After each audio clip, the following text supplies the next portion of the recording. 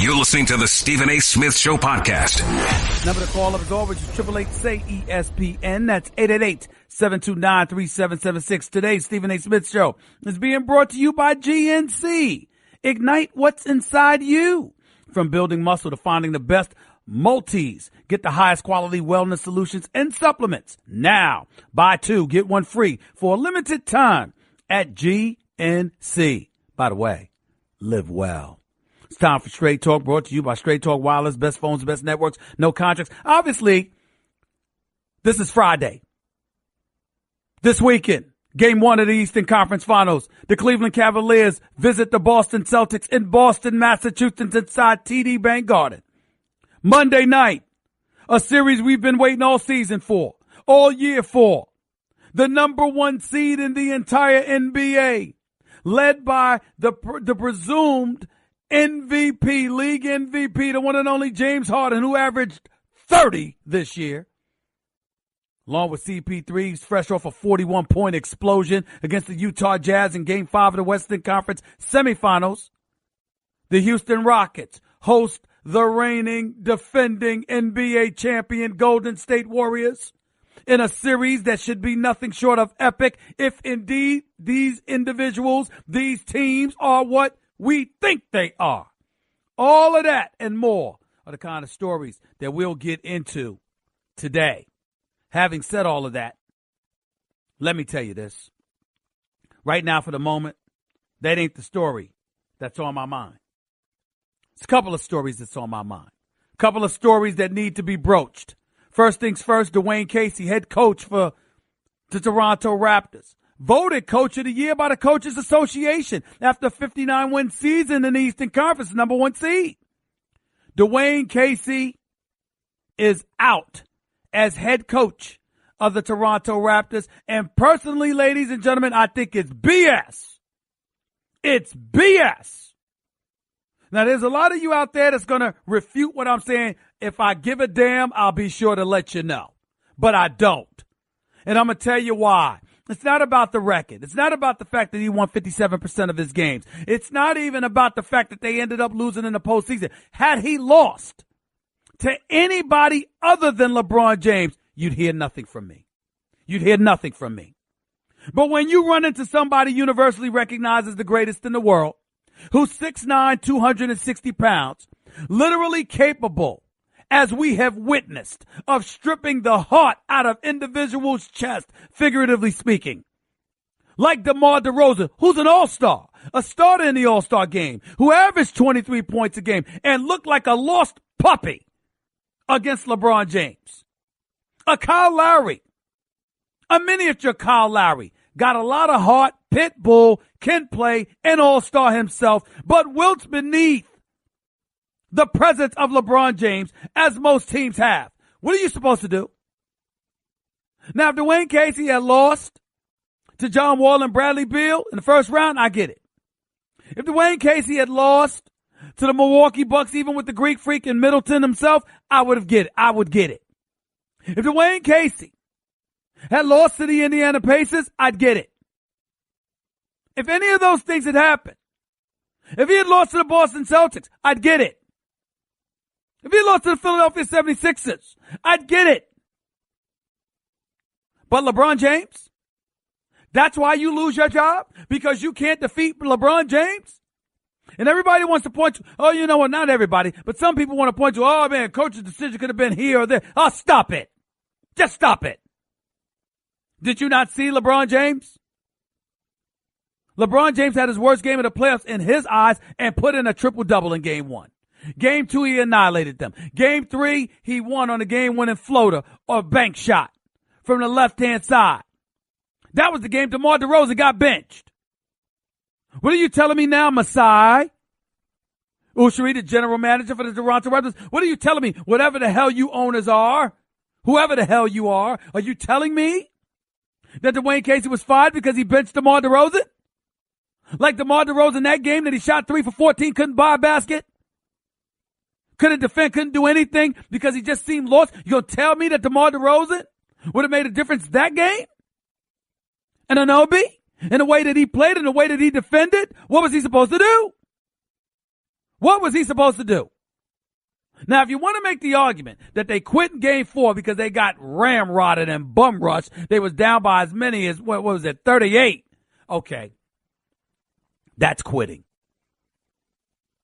And if you want to point to the fact that it ended that way, okay, I won't even argue with that. Just don't tell me that the man is fired because he couldn't advance in the playoffs when you know good and damn well he ran into LeBron.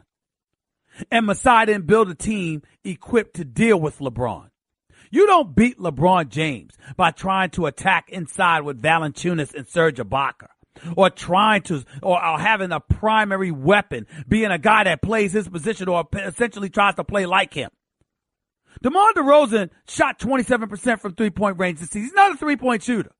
He scores by taking it to the hole because he's athletic, he's gifted, and he's usually bigger than most of the guys he's going up against. That's not the case when you're going against LeBron James. Who's going to be bigger than LeBron James, ladies and gentlemen? Kevin Durant's taller, but who's going to be bigger?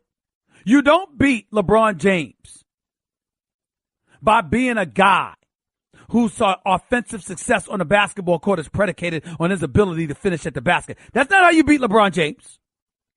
You got to beat LeBron James the way Steph Curry beats LeBron James, the way Kevin Durant beats LeBron James. That's by shooting long range. Haven't you figured that out? Why do we look at Houston and the Golden State Warriors and think they have a chance? Because James Harden and Kevin Durant and Steph Curry and Klay Thompson bombs away. LeBron can't do anything with that. What you going to do with somebody that pulls up from 30? What are you going to do?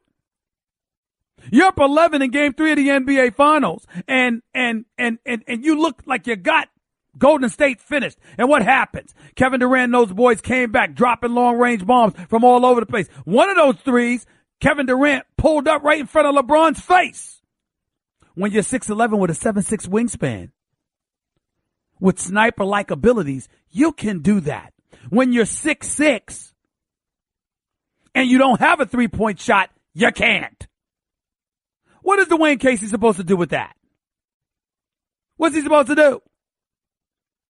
Ladies and gentlemen, Kyle Lowry's up to my chin. I'm 6'1". He's a pit bull. I could never be the player that he was. And he's very talented and he's an all-star, but he's miniature. What are you going to do with that against LeBron? I mean, come on. And as much as I love me some David Fizdale, I would have loved for Dwane Casey to be available when the Knicks were looking for a coach. Would have been nice. Would have been a nice option for the Knicks to have.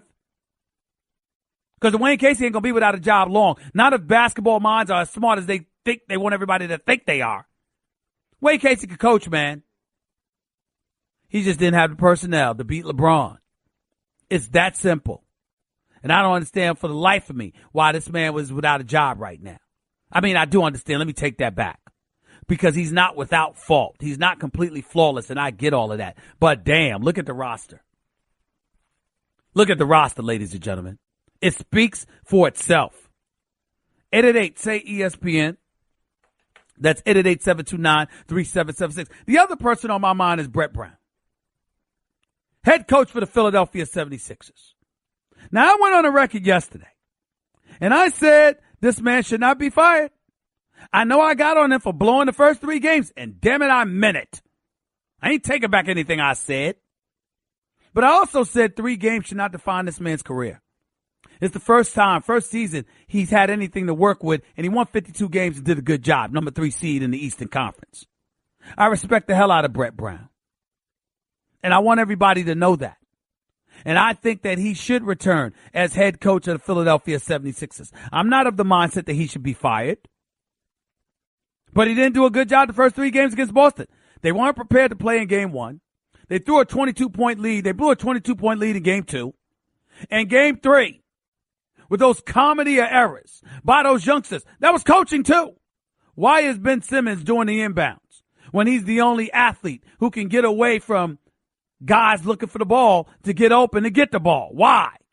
Why is J.J. Redick making a pass? I know the play worked during the regular season, but damn it, you don't think Brad Stevens knew that and prepped for it for the playoffs? I mean, come on. Who can't figure that out? So I say all of that to say this. I'm not advocating Brett Brown loses his job.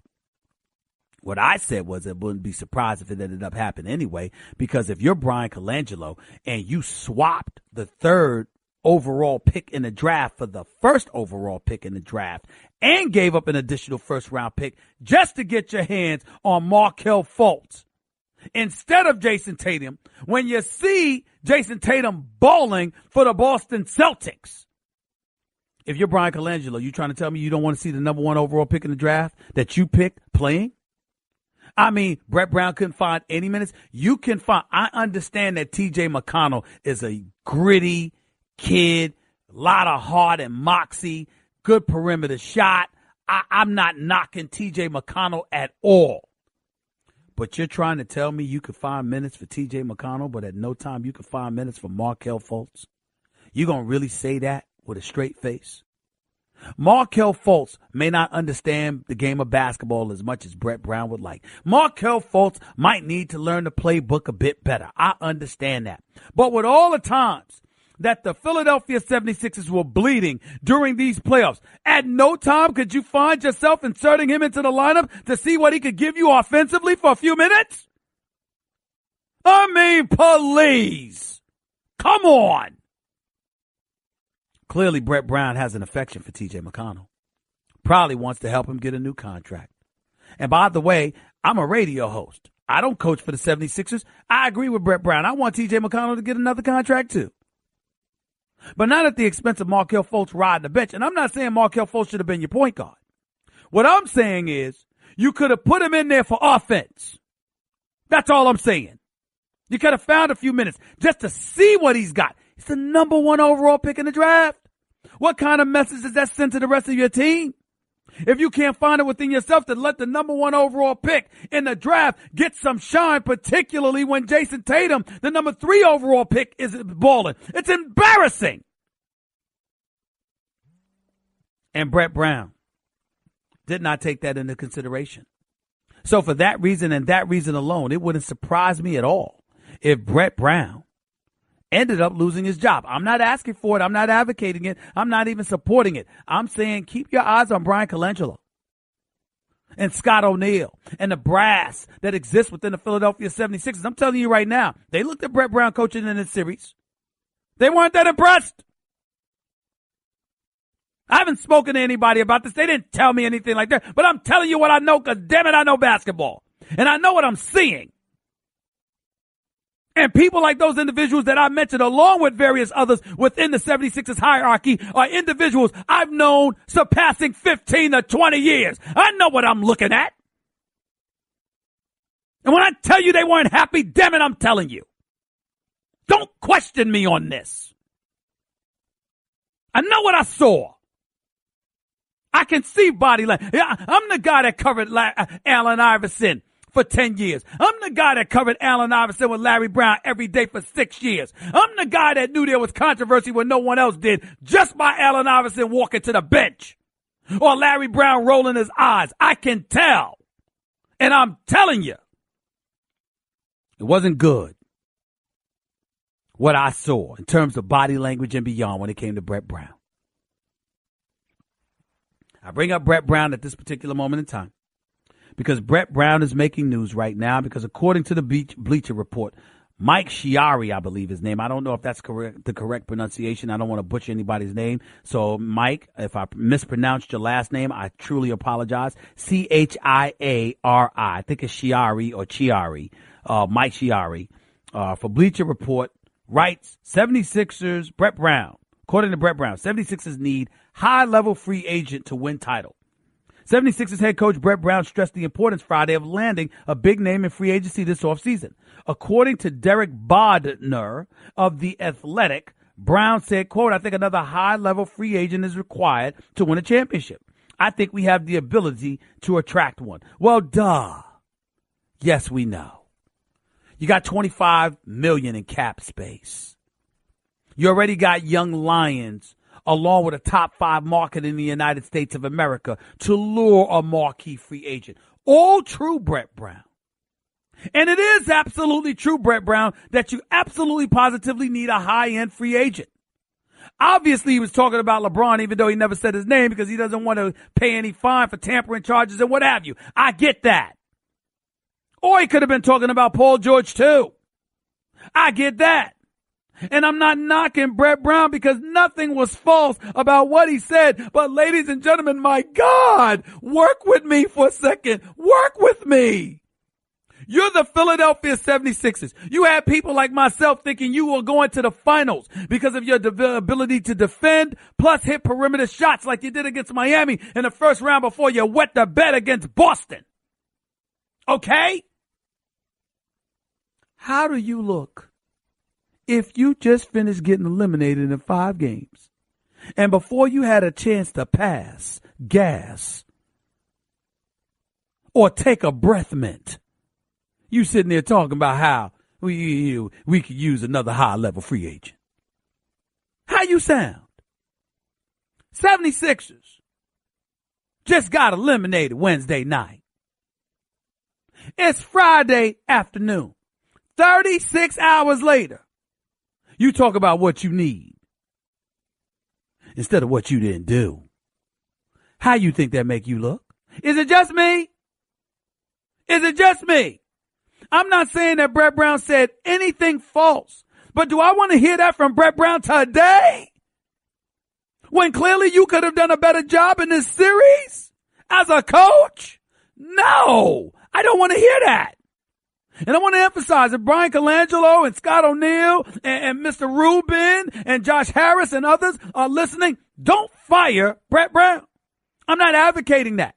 As great as I think Jay Wright would be as a head coach at Villanova, or some of these other guys like the Mark Jacksons of the world or the Dwane Caseys of the world and others, I am not advocating that Brett Brown be dismissed because guess what? This is his first season and he won 52 games. As far as I'm concerned, this is his first real season to coach a basketball team and he won 52 games.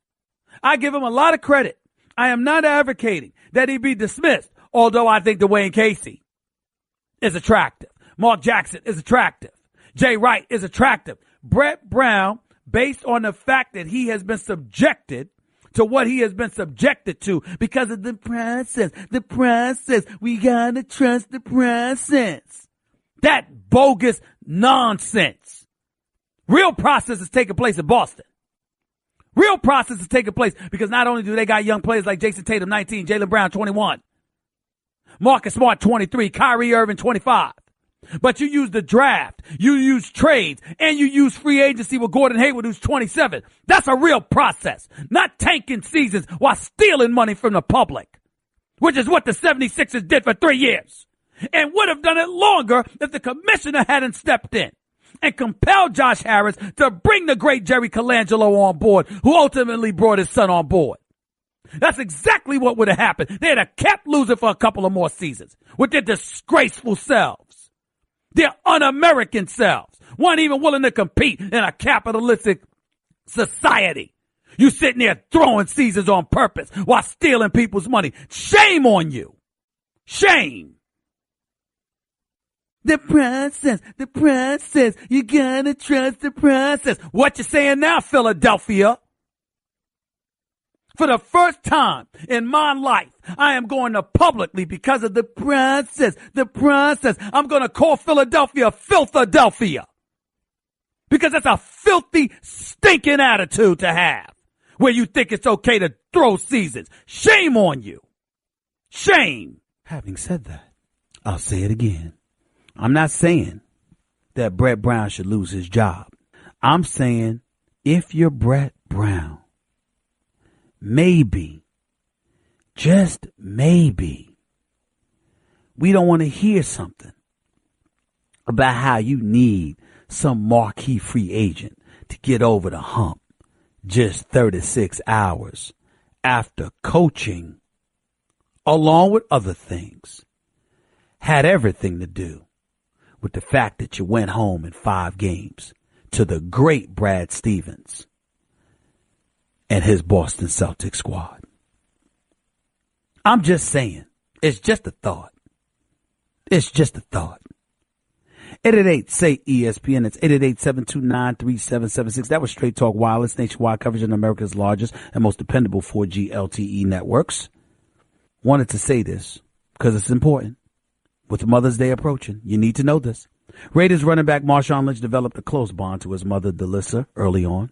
An athlete herself, Delissa, once held a 200-meter track record at Oakland Technical High School. He'd go on to attend the same school where, besides football, Marshawn actually ran track, just like his mom. And if you're curious where that Skittles craving came from, it also came from Mom. She'd give him Skittles during football games to settle his stomach and calm his nerves. For her efforts in raising 4 boys as a single mom in Oakland, we thank Delissa and all the wonderful moms out there. Show your mom just how much you appreciate all she's done for you with 1-800-Flowers. Guys, Mother's Day is this Sunday. Today, only 1-800-Flowers is offering up to 40% off best-selling bouquets, arrangements, and other gifts that Mom is guaranteed to love. To get beautiful bouquets, arrangements, and other Mother's Day goodies up to 40% off. And for details, go to 1-800-Flowers.com, click the radio icon, and enter code Stephen A. It's 1-800-Flowers.com, code Stephen A. That's with a PH, not a V. Hurry up. The offer ends today. Craving even more of Stephen A? Him of all people! For around-the-clock access to the man? I'm Stephen A. You can follow him on Twitter and Instagram at Stephen A. Smith and on Facebook at